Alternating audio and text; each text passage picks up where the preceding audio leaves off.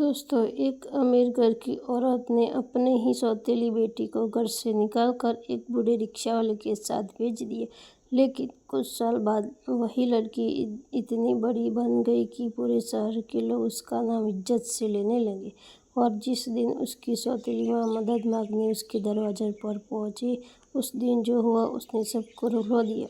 दोस्तों, यह सिर्फ कहानी नहीं, कई लड़कियों की सच्चाई है जहाँ अपने ही लोग उन्हें बोझ समझने लगते हैं। लेकिन कहते हैं ना, जिस दिन दुनिया ठुकरा देती है उसे भगवान किसी अच्छे इंसान से ज़रूर मिलवा देता है। यह कहानी है पूजा की। उत्तर प्रदेश की कानपुर शहर में एक पुराना बड़ा मकान था। उस मकान में रहती थी शारदा देवी। स्वभाव इतना कड़वा कि पूरे मोहल्लों में लोग उससे दूरी बना कर रखते थे। उसके पति रमेश बाबू सरकारी नौकरी करते थे। पहली पत्नी की मौत के बाद उन्होंने दूसरी शादी की थी। पहली पत्नी की एक बेटी थी पूजा। पूजा उम्र में 21 साल की थी। सांवला चेहरा, बड़ी आंखें और चेहरे पर मासूमियत। वह पढ़ने में बहुत तेज थी। उसका सपना टीचर बनने का था, मगर उसकी सौतेली माँ शारदा को यह बिल्कुल पसंद नहीं था। वह हमेशा कहती, लड़कियों को ज़्यादा पढ़ाने से क्या फ़ायदा। घर का सारा काम पूजा से करवाया जाता था। सुबह 5 बजे उठना, झाड़ू पोछा, खाना बनाना, कपड़े धोना, और अगर जरा सी गलती हो जाए तो शारदा सबसे सामने उसे अपमानित करती थी। रमेश बाबू अपनी नौकरी में इतने व्यस्त रहते थे कि उन्हें घर की सच्चाई कभी पता ही नहीं चली। और पूजा, वह हमेशा सोचती, शायद एक दिन माँ मुझे अपना बना लेगी। लेकिन वह दिन कभी नहीं आया। एक दोपहर तेज गर्मी थी। पूजा रसोई में रोटी बना रही थी। तभी बाहर से आवाज़ आई, माताजी कुछ खाने को दे दो, सुबह से भूखा हूँ।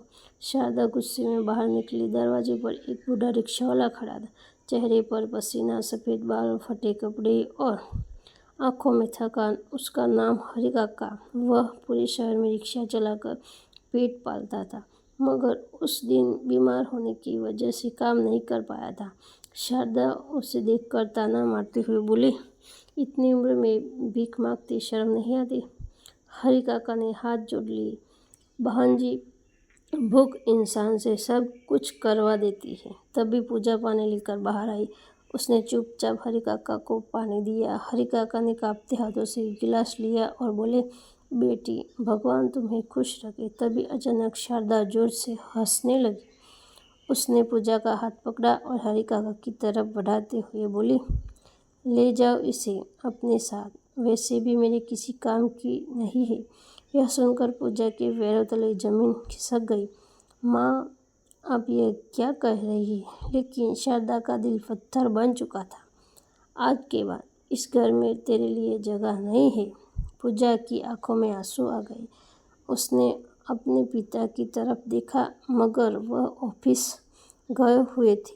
हरि काका भी घबरा गए। उन्होंने कहा, बहन जी, मैं गरीब आदमी हूँ, इसे कहाँ रखूँ। शारदा बोली, जहाँ चाहे ले जा, बस यह से दूर ले। उस पर पूजा समझ गई, जिस रिश्ते को वह इतने सालों से बचाने की कोशिश कर रही थी, वह रिश्ता बहुत पहले ख़त्म हो चुका था। वह अपने कमरे में गई, अपनी माँ की तस्वीर को देखा और रोते हुए बोली, माँ, आज अगर आप होती ना तो मुझे कोई घर से निकाल नहीं।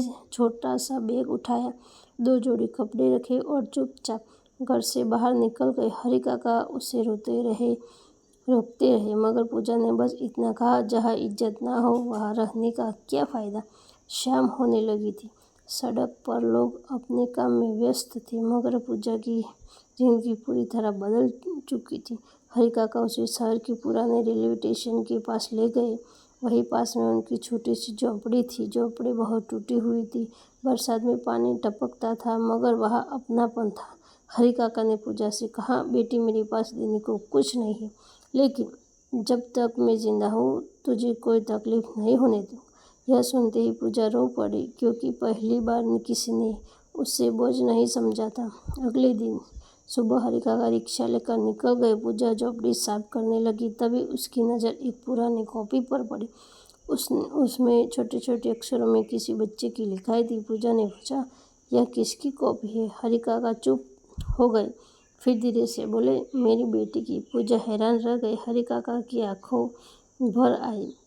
उन्होंने बताया, सालों पहले मेरी बेटी बीमार हुई थी। मेरे पास इलाज के पैसे नहीं थे और वो मुझे छोड़कर चली गई। उस दिन पहली बार पूजा को एहसास हुआ, यह बूढ़ा इंसान बाहर से कितना मजबूत दिखता है मगर अंदर से पूरी तरह टूटा हुआ है। उसने उसी पल तय कर लिया, अब वह हरि काका को अकेला महसूस नहीं होने देगी। धीरे धीरे दोनों की जिंदगी बदलने लगी। पूजा ने आसपास के बच्चों को ट्यूशन पढ़ाना शुरू किया। थोड़े पैसे आने लगे। वह हरि काका के लिए दवाई लाती, समय पर खाना बनाती और रात में उन्हें पढ़ना लिखना भी सिखाती। हरि काका हंसते हुए कहते, अब इस उम्र में पढ़कर क्या करूँगा। पूजा मुस्कुरा कर बोलती, सीखने की कोई उम्र नहीं होती काका। कुछ महीनों बाद मोहल्ले के लोग पूजा की तारीफ करने लगे। जिस लड़की को उसकी सौतेली माँ को बोझ समझती थी, वही आज बच्चों का भविष्य बना रही थी। एक दिन शहर के बड़े स्कूल के प्रिंसिपल वहाँ आए। उन्होंने पूजा को बच्चों को पढ़ाते देखा। वह काफ़ी प्रभावित हुए। उन्होंने पूजा से कहा, क्या तुम हमारे स्कूल में पढ़ाना चाहोगी। यह सुनकर पूजा की आंखों में आंसू आ गए।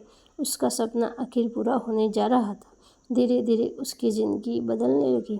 अब उसके पास नौकरी थी, इज्जत थी और सबसे बड़ी बात अपनापन था। उधर शारदा की ज़िंदगी बर्बाद होने लगी। जिस रिश्ते के भरोसे वह गमन करती थी, उन्होंने भी साथ छोड़ दिया। रमेश बाबू को जब सच्चाई पता चली तो उन्होंने बहुत पछतावा हुआ। उन्होंने शारदा से कहा, तुमने मेरी बेटी के साथ बहुत गलत किया, मगर अब बहुत देर हो चुकी थी। कुछ समय बाद रमेश बाबू की तबीयत खराब रहने लगी। घर का खर्च बढ़ गया, कर्ज चढ़ने लगा और एक दिन बैंक खातों वालों ने घर जब्त कर का नोटिस भेज दिया। शारदा पूरी तरह टूट चुकी थी। उधर पूजा अब स्कूल की सबसे पसंदीदा टीचर बन चुकी थी। उसने हरि काका के लिए छोटा सा अच्छा घर भी ले लिया था। एक शाम दोनों छत पर बैठे थे। हल्की हवा चल रही थी। हरि काका मुस्कुरा कर बोले, बेटी तू ना मिलती तो शायद मैं जिंदगी से हार जाता। पूजा की आंखें भर आई। वह बोली, और अगर आप ना मिलते तो शायद मैं आज भी उस घर में अपमान सह रही होती। दोनों मुस्कुराने लगे। लेकिन तभी एक दिन अचानक दरवाजे पर दस्तक हुई। पूजा ने दरवाज़ा खोला और सामने शारदा खड़ी थी। चेहरा उतरा हुआ, आंखों में आंसू और हाथ जुड़े हुए। मुझे माफ़ कर दो बेटी। पूजा कुछ पल चुप रही। उसकी आंखों के सामने वो दिन घूम गया जब उसे घर से निकाल दिया गया था। शारदा रोते हुए बोली, घर चला गया, सब खत्म हो गया, अब कोई साथ नहीं दे रहा। हरि काका दूर खड़े सब कुछ देख सुन रहे थे। पूजा की आंखों में दर्द था मगर नफरत नहीं। उसने धीरे से कहा, जिस दिन आपने मुझे घर से निकाला था उस दिन से मैं अकेली थी, लेकिन भगवान ने मुझे अपने लोग दे दिए। शारदा फुट फुट कर रोने लगी। कुछ देर बाद पूजा ने उन्हें पानी दिया और अंदर बैठने को कहा, क्योंकि दर्द सहने वाले लोग अक्सर दूसरों का दर्द समझ जाते हैं। कुछ महीनों बाद शारदा पूरी तरह बदल चुकी थी। अब वह गरीब बच्चों की मदद करने लगी। उसने अपने हर गलत काम का पछतावा था और पूजा वह शहर की सबसे सम्मानित टीचर बन गई। एक दिन स्कूल में सम्मान समारोह था। स्टेज पर पूजा को बुलाया गया। पूरे हॉल में तालियां गूंज रही थी। तभी पूजा ने माइक पकड़कर कहा, अगर जिंदगी में कभी कोई आपको ठुकरा दे तो खुद को कमज़ोर मत समझना, क्योंकि कई बार भगवान हमें गलत लोगों से दूर करके सही लोगों तक पहुंचाता है।